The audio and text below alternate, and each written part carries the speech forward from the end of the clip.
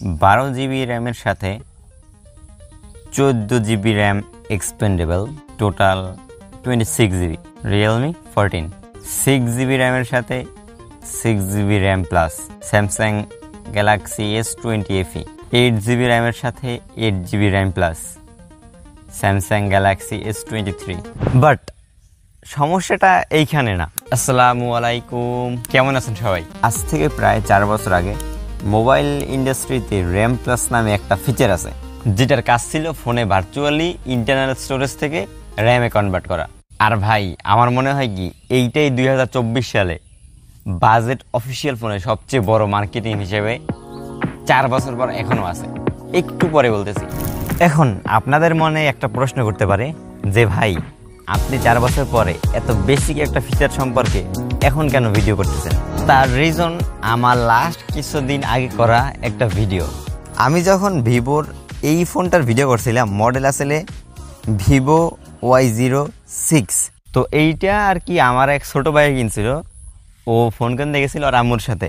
এখন মহিলা মানুষ ভিভোর প্রতি একটু অন্যরকম কাজ করে, আর ভিভোর শোরুমে গেছে, যাওয়ার পরে সেলসম্যান ফোনটা বিক্রি করার সময় বলতে আসে যে এটা র্যাম হচ্ছে কি আপনার 8 GB 128 GB, 4 GB plus 4 GB মানে 8 GB। এখানে এক্সপেন্ডেবল র্যাম বা এত কিছু, এই র্যামের কীভাবে কাজ করে এরকম কিছুই না।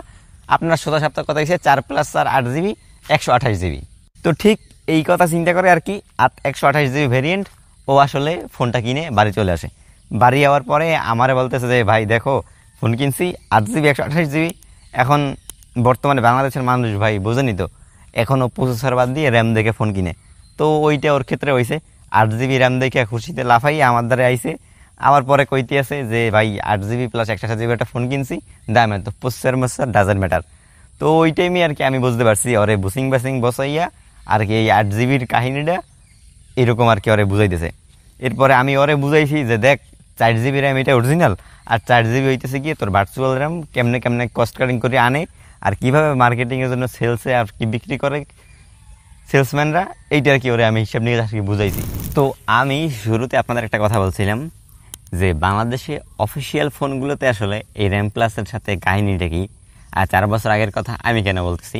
তো এখানে মূল কথা হইতেছে গিয়া, বাংলাদেশে যে অফিসিয়াল ফোনগুলো পাওয়া যায় 9, 10, 11, 12 হাজার টাকা থেকে শুরু করে আপনার 20 থেকে 25, 30 হাজার টাকা যে ফোনগুলো পাওয়া যায়, এই ফোনগুলোতে দেখবেন যখন মার্কেটিং সেলসম্যানরা থাকে like Vivo, Oppo, Realme, Redmi, তারা সবচেয়ে বেশি হাইলাইট করে র্যাম প্লাসকে।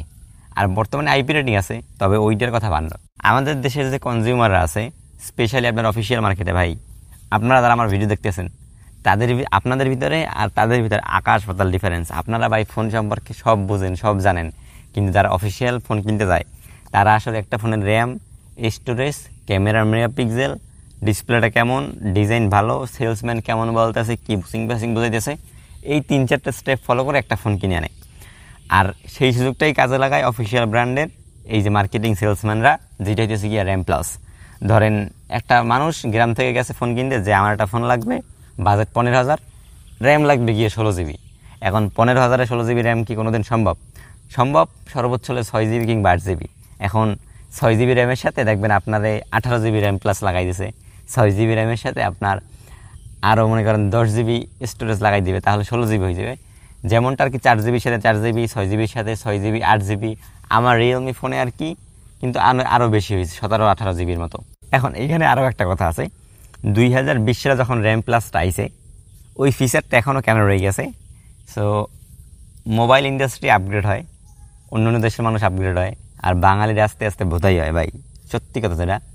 কারণ 2020 সালের সেই মার্কেটিংটা তারা এখনও সেই টার্মস ফলো করে ফোন কিনে, এই র্যাম প্লাস এখনও বোঝে না ভাই র্যাম প্লাস কি 4 বছর পরও। তাই তো কোম্পানিগুলো ভাই এই সুযোগটা কাজে লাগিয়ে তাদের প্রোডাক্ট সেল করতেছে ধাওয়াইয়া।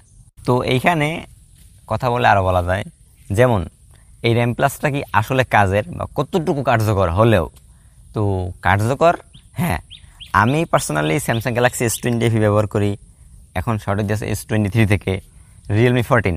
প্রত্যেকটাকে আমাকে র্যাম এক্সপেন্ড করা আছে, র্যাম প্লাস অ্যাড করা আছে। অবশ্যই তো ভাই রিজন আছে না।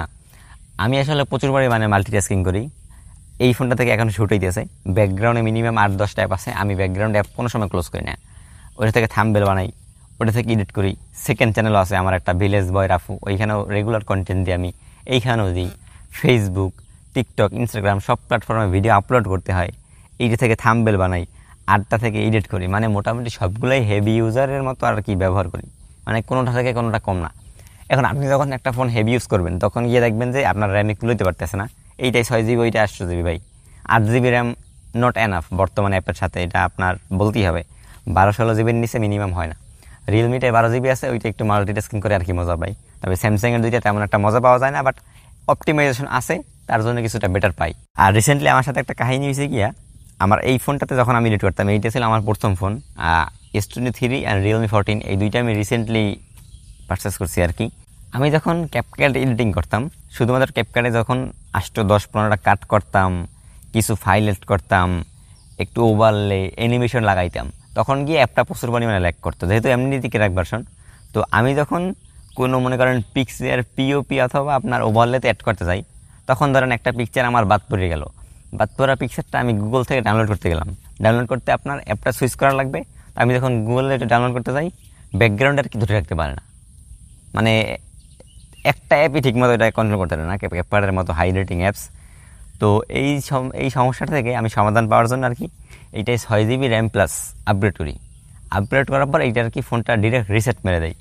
রিসেট মারার পরে আমি এই জিনিসটা দেখি যে না, আগের চেয়ে কিছুটা বেটার হয়েছে, মানে ব্যাকগ্রাউন্ডে ধরে রাখতে পারে না, কিন্তু আগের চেয়ে মনে করেন 1 মিনিট 2 মিনিট বেশি থাকতে পারে এবং ল্যাগও কিছুটা কম করে, তাও যদি আপনার একটা ব্যাকগ্রাউন্ডে রাখি। তো তখন গিয়ে বুঝছি আসলে হ্যাঁ, র্যাম প্লাসটা আসলে কার্যকর, একেবারে যে গেমে কি তা না। তবে এই জিনিসটা আবার এতটাও হাইপে নাই বা এতটাও কাজের না যে আপনি মার্কেটিং, যে আপনি এইটার উপর ভিত্তি করেই ভাই একটা ফোন বিক্রি করে দিবেন সেলসম্যান হয়ে, এটা আসলে ভাই কখনো সম্ভব না।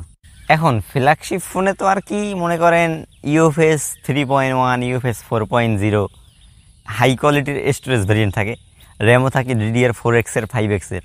তো এই হাই কোয়ালিটির UFS থেকে কিন্তু কিছুটা অংশ নিয়ে র্যামে আর কি র্যাম এক্সটেন্ড করে, কিন্তু বাজেট ফোনের ক্ষেত্রে তো আসলে সেটাও হয় না। বাজেট ফোনে স্টোরেজ টাইপের কথা বলেই না, 10-12-15 হাজার টাকার যে ফোন eMMC 5.1 ইউজ করে নাকি টাইগারের প্রসেসরের সাথে কোন টাইপ ইউএফএস স্টোরেজ ইউজ করে ভাই, তার তো কোনো নামগন্ধই নাই। আর র্যাম টাইপ আপনার LPDDR4 হতে পারে অথবা LPDDR3। তো ওই ক্ষেত্রে আর কি এই যে ফ্ল্যাগশিপ ফোনগুলোতে র্যাম প্লাসটা যতটুকু ভালো কাজ করে, ওইসব ফোনে আর কি ভাই